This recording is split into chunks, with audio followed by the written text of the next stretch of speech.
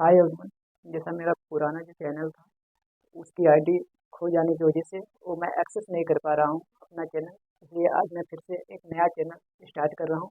यहाँ से मैं डायरेक्ट 2027 के लिए शुरू से आखिरी तक जितनी भी इंफॉर्मेशन है यूपीएससी की, आईएएस एग्जाम की, हम सारी यहाँ प्रोवाइड कराएंगे।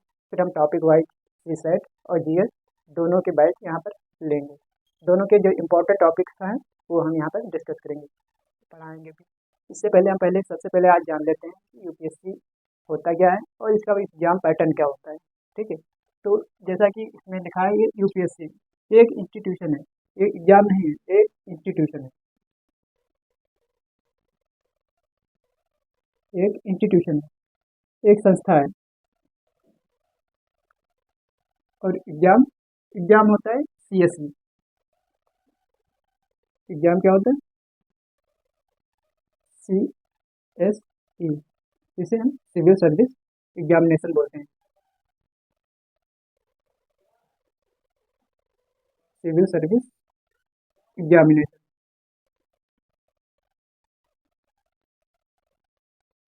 ठीक है। ये सिविल सर्विस एग्जामिनेशन जो होता है, इसको जल्दी हम लोग आईएएस का एग्जाम भी बोलते हैं। सिंपल लैंग्वेज में इसे हम आईएएस का एग्जाम बोलते हैं। ये जो एग्जाम है या ये जो सीएसई एग्जाम है, इसको ये यूपीएससी नामक संस्था इसे कंडक्ट कराती है। ये कब कराती है, इसमें क्या पैटर्न होता है, क्या क्राइटेरिया होता है, वो हम सब बताते हैं इसमें। सबसे पहले हम बताते हैं कि जो एग्जाम होता है इसका पैटर्न क्या होता है।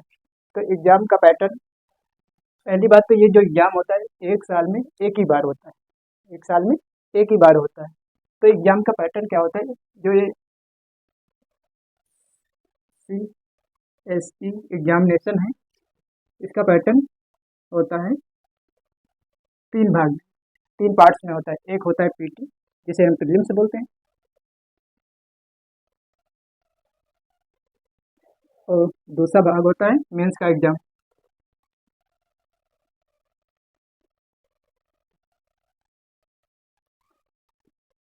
पहला पीटी होता है, प्रीलिम्स इसको बोलते हैं, दूसरा मेंस का एग्जाम होता है, तीसरा क्या होता है, इंटरव्यू।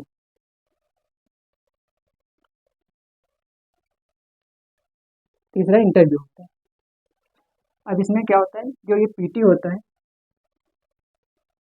इसको एक, जब तक हम इस प्रीलिम्स एग्जामिनेशन पास नहीं करेंगे तब तक हम मेंस में नहीं पहुंचेंगे। उसके बाद जबकि इसका जो पीटी के नंबर होते हैं वो फाइनल कट ऑफ में जो आती है, जो नंबर्स होते हैं उसमें नंबर नहीं जुड़ते हैं। ये सिर्फ क्वालिफाई करने के लिए होता है इस मेंस के एग्जाम में जाने के लिए। और दूसरी बात, ये जो एग्जाम होता है वो साल में एक ही बार होता है। अब इसका पैटर्न क्या होता है, क्या क्या होता है, सिलेक्शन कैसे होते हैं, ये हम बताते हैं। और सिलेक्शन इसका होता है सिर्फ इंटरव्यू और मेंस के बेसिस पर होता है। सिलेक्शन इसके बेसिस पर होता है। ये पीटी का एग्जाम देते हैं, उसके बाद हमें मेंस का एग्जाम देने को मिलता है। और मेंस का एग्जाम जब हमारा हो जाता है तो हमारा इंटरव्यू होता है। और फिर मेंस और इंटरव्यू के दोनों के मार्क्स जोड़ के जो हमारे कट ऑफ निकलती है उसमें हमारा सिलेक्शन होता है। इसके नंबर नहीं जुड़ते हैं, ये केवल एक एग्जाम होता है। इस एग्जाम में बैठने के लिए इसको हमें क्वालिफाई करना होता है। और ये एक साल में एक ही बार एग्जाम होता है। यूपीएससी इसका एक साल में एक ही बार एग्जाम कराती है और पर ईयर कराती है। अदर एग्जामिनेशन की तरह नहीं है कि 3 साल 4 साल बाद वैकेंसीज आ रही है, ये हर साल होता है। इसके बाद हम बताते हैं,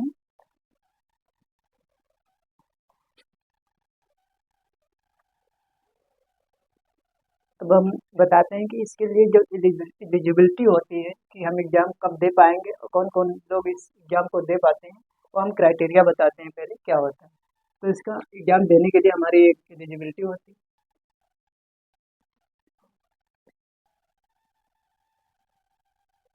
एक एलिजिबिलिटी होती है, ठीक है। उसमें क्या होता है, हमारी जो मिनिमम एज होती है, मिनिमम एज हमारी कितनी होनी चाहिए, एज ऑफ 20 ईयर्स। हमारी 20 ईयर्स की मिनिमम एज होनी चाहिए, ये मिनिमम, हमारी मिनिमम एज 20 ईयर्स होनी चाहिए। उसके बाद एक डेट भी होती है जो नोटिफिकेशन में आती है कि इस साल के इस महीने तक आप 21 साल के अगर पूरे हो जाते हैं तब जाके आप एग्ज़ाम देंगे। जो नोटिफ़िकेशन जब फॉर्म भरा जाता है उसके थोड़ा 10-15 दिन पहले जो नोटिफ़िकेशन आती है उसमें ये मेंशन होता है कि किस डेट तक आप 21 साल के कंप्लीट हो गए हों तो एग्ज़ाम दे पाएंगे। दूसरा क्राइटेरिया क्या होता है, इसमें आप ग्रेजुएशन मिनिमम सिर्फ क्वालिफाई होने चाहिए, ग्रेजुएशन पास आउट होने चाहिए। इसके लिए कोई परसेंटेज की रिक्वायरमेंट नहीं होती है। इसमें ग्रेजुएट आप ग्रेजुएशन या ग्रेजुएशन पास आउट हो या फिर आप अपेयरिंग हो। आप ग्रेजुएशन पास आउट हो चुके हों या फिर अपेयरिंग मतलब आप ग्रेजुएशन में हो, मगर आप फाइनल सिलेक्शन आपका तभी हो पाएगा, आपको पोस्ट तभी मिलेगी। एग्ज़ाम तो दे दोगे, आप क्वालिफाई भी कर सकते हो, मगर एग्ज़ाम तभी तुम्हारा सिलेक्शन तभी होगा जब ये तुम्हारी ग्रेजुएशन कंप्लीट हो जाएगी। एग्ज़ाम दोगे आप, आपका एग्ज़ाम पास आउट होंगे, उसके बाद जब ग्रेजुएशन आपकी अगर आप अपेयरिंग हैं और जब आपका ग्रेजुएशन कंप्लीट हो जाएगा तब जाके आपको आईएएस में सिलेक्शन मिल जाएगा। उसके बाद जो तीसरा सबसे इम्पोर्टेंट बात होती है कि मिनिमम एज तो सबके लिए है, मगर मैक्सिमम एज मैक्सिमम एज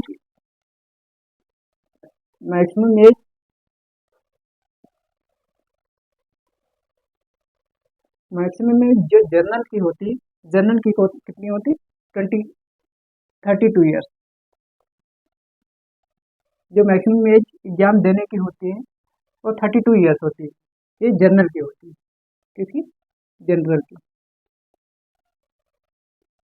जो जनरल कैटेगरी वाले होते हैं उनकी मैक्सिमम एज वो 32 साल तक एग्जाम दे पाएंगे, मगर इस मिनिमम 21 साल की एज से 32 साल की एज के बीच और केवल उनको कितने अटेम्प्ट मिलते हैं, उनको सिर्फ 6 अटेम्प्ट मिलते हैं।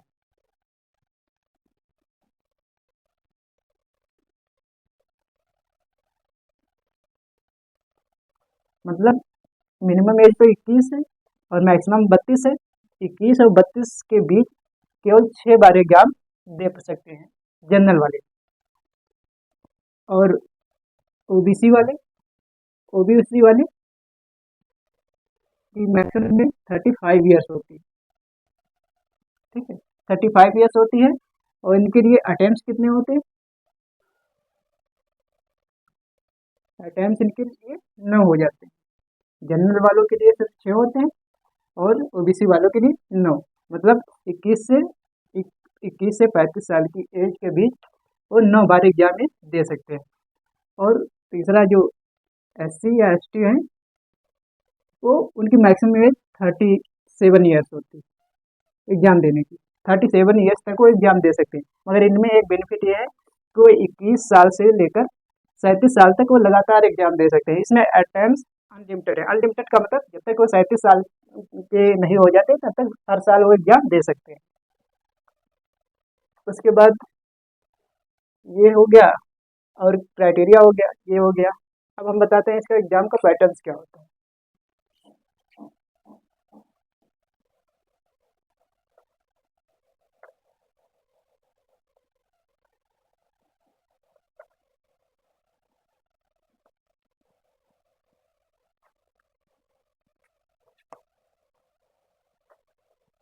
इसके लिए जो हमने अभी बताया कि इसका पैटर्न होता है पीटी, मेंस और इंटरव्यू।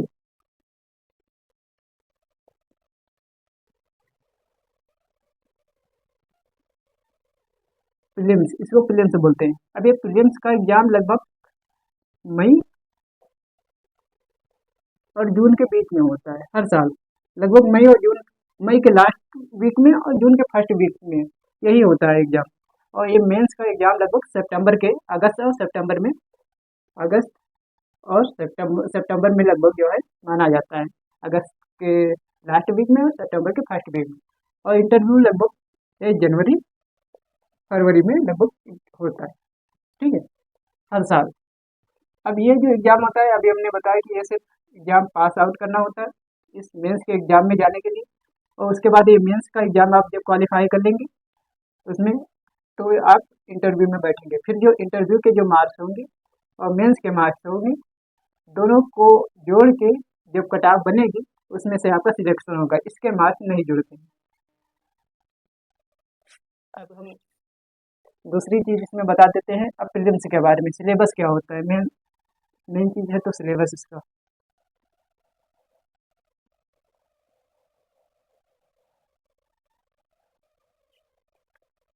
सिलेबस हम पीटी का सिलेबस देख लेते हैं, क्योंकि मेंस का एग्ज़ाम बाद में, पहले पीटी का देख लेते हैं और मेंस का बाद में बताएंगे कि क्या होता है। तो इसका प्रीलिम्स का एग्ज़ाम जो होता है, प्रीलिम्स इसे पीटी भी बोलते हैं।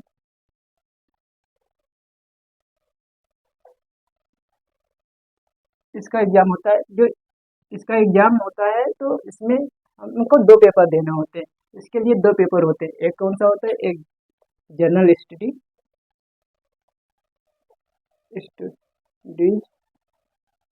वन बोलते हैं, ठीक है। इसे पेपर वन भी बोल सकते हैं, पेपर वन। और इसका दूसरा पेपर होता है general study two, general study two. इसे पेपर टू भी बोल सकते हैं।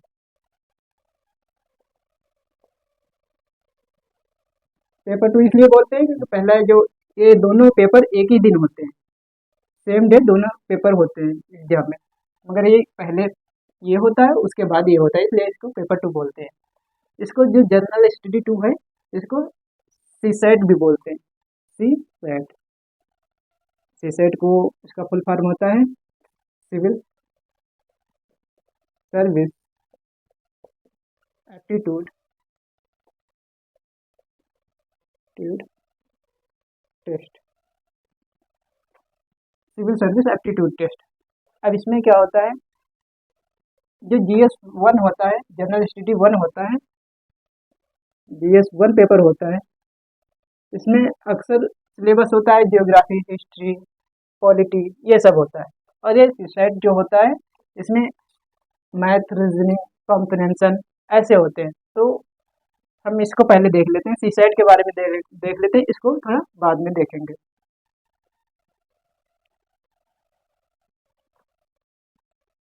हम सी सेट के बारे में देख लेते हैं,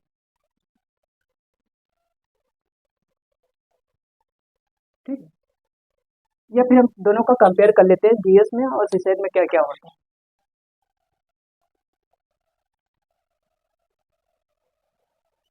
तो उस तरह से जल्दी समझ में आएगा। जैसे जीएस वन हो पेपर और ये सी सेट है।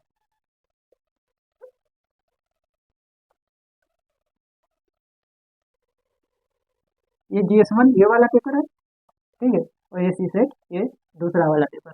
दोनों में फर्क क्या होता है, ये क्या होता है, इसमें सिलेबस तो मैं बाद में बताऊंगा, इसमें क्या क्या होता है, इसका मतलब क्या है। तो इसका जो हमारा प्रीलिम्स का कट ऑफ होता है इसके नंबर पर बेस्ड होता है।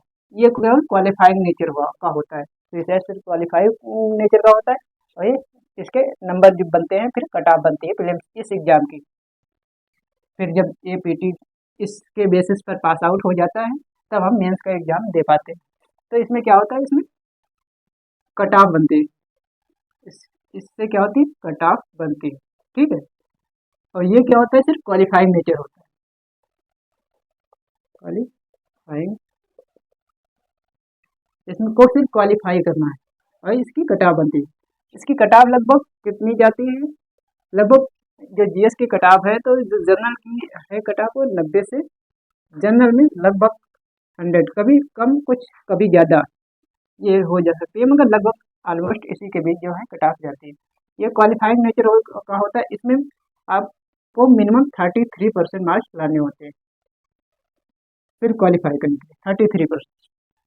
दूसरा, इसमें जो नंबर ऑफ क्वेश्चन आते हैं इस पेपर में, जीएस वन में जो क्वेश्चन आते हैं वो टोटल क्वेश्चन होते हैं 100 क्वेश्चन होते हैं और 200 मार्क्स के होते हैं, ठीक है। 100 क्वेश्चन 200 मार्क्स के होते हैं, जिसमें लगभग कट ऑफ जाती है 90 और 100 के बीच लगभग जाती है जनरल की। कभी 100 के ऊपर भी थोड़ी बहुत चली जाती है, कभी 90 के नीचे भी आ सकती है, मगर जनरल में लगभग इतनी ही जाती है। ओबीसी की और एससी की से 90 से थोड़ा कम हो जाएगी अगर 90 जाएगी। और जो ये होता है इसमें क्वेश्चन टोटल आते हैं पेपर में, टोटल क्वेश्चन होते हैं 80 क्वेश्चन, 80 क्वेश्चन, 80 क्वेश्चन होते हैं। और टोटल ये भी 200 मार्क्स का होता है, ये भी 200 मार्क्स का होता है। अभी 33% नंबर लाने का मतलब 200 का 33% नंबर लाने का मतलब हो गया तुम्हारे टोटल 66 मार्क्स आने चाहिए। 66 मार्क्स आपके आने चाहिए मिनिमम। 33%, 200 का 33% मतलब 66 नंबर आपको लाने चाहिए। अगर 66 से 65 नंबर भी हैं तो आप क्वालिफाई इसको नहीं कर पाएंगे। और जब तक ये क्वालिफाई नहीं होगा तब तक आपकी ये वाली कॉपी ही चेक नहीं होगी, और जब तक ये कॉपी नहीं चेक होगी तब तक आपका कट ऑफ नहीं बनेगा। और जब तक कट ऑफ नहीं बनेगा आप प्रीलिम्स क्वालिफाई नहीं करेंगे, प्रीलिम्स क्वालिफाई जब तक नहीं करेंगे तो आप मेंस का एग्जाम देने को नहीं पाएंगे। तो ये होता है पूरा पैटर्न। अब इसका सिलेबस देख लेते हैं।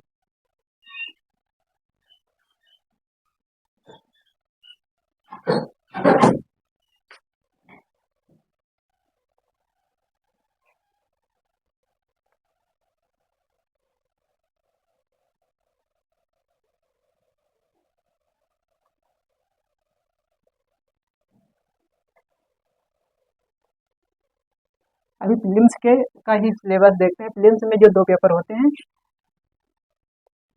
GS1 और GS2। GS2 ये सीसेट होता है, इसको सीसेट बोलते हैं, और ये जनरल स्टडी होता है, ठीक है। तो इसका पहले इसका सीसेट का फिर देख लेते हैं, फिर उसके टॉपिक्स बताएंगे। जैसे इसका सिलेबस है, इंपॉर्टेंट टॉपिक जीएस में क्या होते हैं प्रीलिम्स के पॉइंट ऑफ व्यू से, फिर मेंस के पॉइंट ऑफ व्यू से बताएंगे। तो सीसेट का सिलेबस देख लेते हैं। पहले सीसेट में क्या क्या आता है। तो सीसेट में जनरली सेट में जो दूसरा पेपर होता है इसके बारे में पूरा क्राइटेरिया बता ही चुके हैं कि 200 मार्क्स का होता है, 80 क्वेश्चन होते हैं, और आपको 33% या 66 मार्क्स लाने होते हैं आपको क्वालिफाई करने के लिए। मगर इसके कट ऑफ में नंबर नहीं जुड़ते हैं, सिर्फ क्वालिफाइंग नेचर का होता है। अब इसका सिलेबस, ये इसमें क्या क्या आता है, सीसेट के पेपर में क्या क्या होता है वो देखते हैं। सबसे पहले इसमें आती है मैथ, ठीक है, मैथमेटिक्स भी इसमें आती है। दूसरा क्या आता है, रीजनिंग,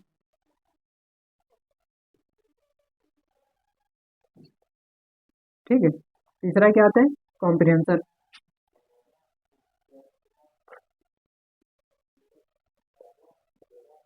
कॉम्प्रिहेंशन।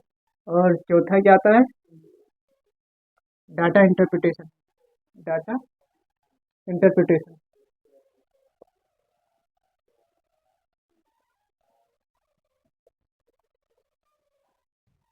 डाटा इंटरप्रिटेशन और एक और होता है इसका, डाटा सफिशिएंसी।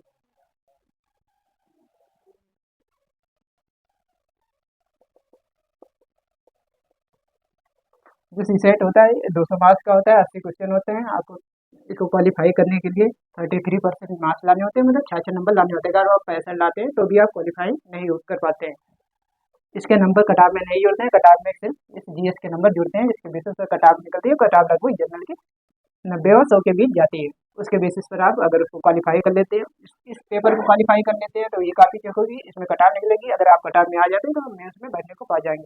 फिर मेंस में अगर आप अच्छे नंबर लाते हैं तो फिर इंटरव्यू में पहुंचेंगे, और फिर मेंस और इंटरव्यू के नंबर के बेसिस पर आपका सिलेक्शन होगा। इससे मतलब नहीं रहेगा, ये सिर्फ वहाँ तक पहुँचाने का एक जरिया है। अब इनके बीच जो टॉपिक्स होते हैं, कौन कौन से टॉपिक होते हैं, इसके भी कौन कौन से टॉपिक होते हैं, इसके भी कौन कौन से टॉपिक होते हैं, इसके भी कौन कौन से टॉपिक होते हैं, इसके भी कॉम्प्रिहेंशन में क्या क्या पूछा जाता है। कॉम्प्रिहेंशन मतलब गद्यांश। तो ये हम कल पूरा सिलेबस फिर से बताएंगे। ये जनरल था आज कि कैसे एग्जाम का पैटर्न होता है, एज क्राइटेरिया क्या होती है, एलिजिबिलिटी क्या होती है। ये सिंपल ऐसे बताया कि शुरुआत कहाँ से करें। आज पहली क्लास थी और सिर्फ पता करना था कि इसमें क्या होता है, कैसे करना है। अब पढ़ाई तो मेन शुरू होगी अब कल से, नेक्स्ट वीडियो टिप्स से। अब अगले क्लास में हम इसके सिलेबस देखेंगे।